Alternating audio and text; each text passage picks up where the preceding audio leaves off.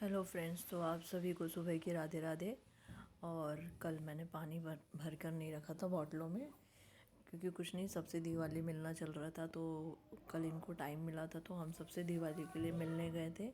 क्योंकि दिवाली वाले दिन जाना नहीं हो पाता है, बच्चे पटाखे फोड़ने में लग जाते हैं और फिर उनको भी देखना होता, तो इसलिए जाना नहीं हो पाया था। तो हम कल रात को करीब 11:30 बजे तक सब जगह से जितने हो पाए तो मिल के आए। और बाकी अभी कुछ घर पर बच्चे हैं तो वो आज जाएंगे। तो सबसे पहले उठकर मैंने चाय बनाई और दूध चढ़ा दिया और पानी डालकर सबसे पहले चाय पत्ती वगैरह डालकर चाय बनाई। और उसके बाद फिर रात को भिगोए हुए ड्राई फ्रूट में से बादामों को छीलकर अखरोट अलग किए और किशमिश अलग करी और बादाम छीलकर एक किनारे रखे, क्योंकि अभी बीच में तो ये पूरी सफाई वगैरह चल रही थी तो रात को भिगोना ही नहीं हो पा रहा था, ना किसी को देना हो पा रहा था, काम इतने रहते थे। और आज ग्रेवी वाली सब्ज़ी बननी है तो मैंने बच्चों के लिए आलू फ्राई किए, क्योंकि टिफ़िन में आलू के फ्राई करके लगा दूंगी और ये आलू मेथी के पराठे लगा दूंगी। वैसे अयांश को आलू मेथी का पराठा पसंद नहीं है, वो तो मैं अपने हाथ से खिलाऊँ तो खाता है, नहीं तो वैसे नहीं खाएगा, तो इसके लिए सादा पराठा रख दूंगी। और अक्षत अयांश के लिए मैंने आलू फ्राई करके अलग करे और फिर अपना पानी गुनगुना करके पिया। और इसके बाद मैंने फिर एप्पल निकाल कर एक रख दिया था, क्योंकि इनको टिफ़िन में एप्पल भी लगाती हूँ। और मेथी आलू की मैंने सब्ज़ी बना कर रखी थी रात को, क्योंकि मेरे को सुबह आटे में साननी थी। हाँ, मैं हमेशा सब्ज़ी बनाकर ही मेथी के पराठे बनाती हूँ, कच्ची मेथी से सब्ज़ी पराठे नहीं बनाती हूँ, बच्चे वैसे नहीं खाते।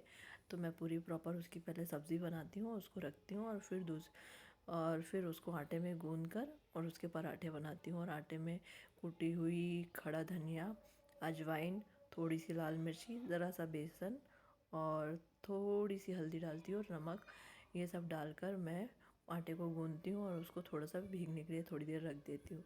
और फिर चाय हो गई थी तो मैंने चाय छानी और इसके बाद मैं रोटी पराठे बनाऊँगी। और फिर मैंने सब्ज़ी छौंक लगाई, क्योंकि सब्ज़ी टमाटर वाली ग्रेवी वाली बनानी थी, तो मैंने उसमें छौंक लगाई। बाहर से फूल तोड़ के लाई और दूध का पैकेट उठा के लाई, तो दूध भी पकाने के लिए रख दिया। और अक्षत का स्कूल का टाइम हो गया था।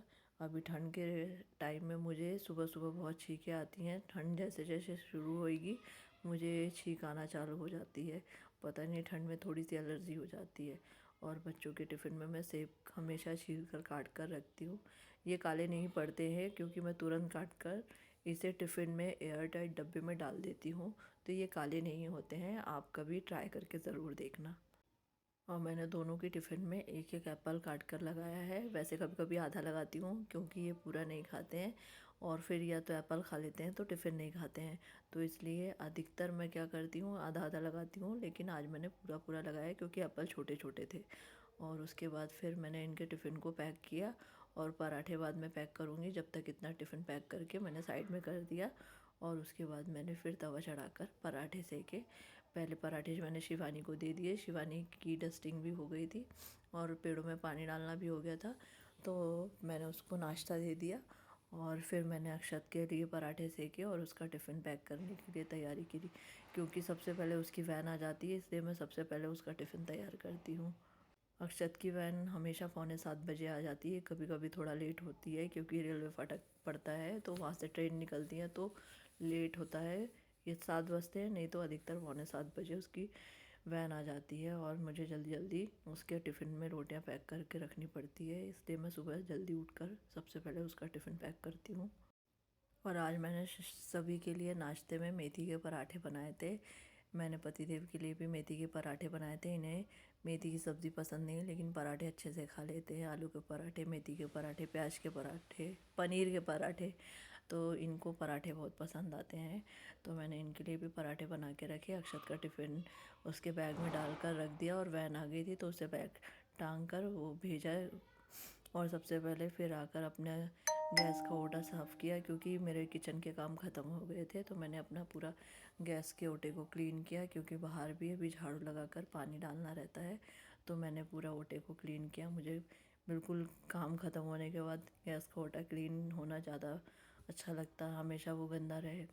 और फिर उसके बाद कप बहुत सारे हो गए थे। सुबह के चाय के कप हो जाते हैं, दूध के कप हो जाते हैं, तो बहुत सारे हो गए थे। तो अधिकतर कप जैसे भी गंदे होते हैं मैं तुरंत धो के रखती हूँ। मेड के भरोसे नहीं रखती क्योंकि उनसे कभी ना कभी ये टूट जाते हैं, इसलिए मैं अधिकतर धो लेती हूँ। हाँ, कभी कभार ऐसा होता है कि वो धो देती हैं, लेकिन वो भी बोलती हूँ कि थोड़ा संभाल कर दो, क्योंकि उनको डंडियाँ तोड़ देते हैं, फिर वो बेकार हो जाते हैं और फिर वो अच्छे नहीं दिखते, फिर कोई रखने का मतलब भी नहीं होता। फिर बर्तन धुल गए थे तो मैंने उन्हें उनकी जगह पे अरेंज कर दिया अच्छे से। बर्तन सूख चुके थे और कुछ बर्तन जो सूखे नहीं होते हैं तो फिर मैंने उन्हें पोंछ कर जमाया था। और बर्तन जमाने के बाद क्योंकि आयांश के स्कूल का टाइम हो रहा था तो फिर आयांश को भी उठाना था।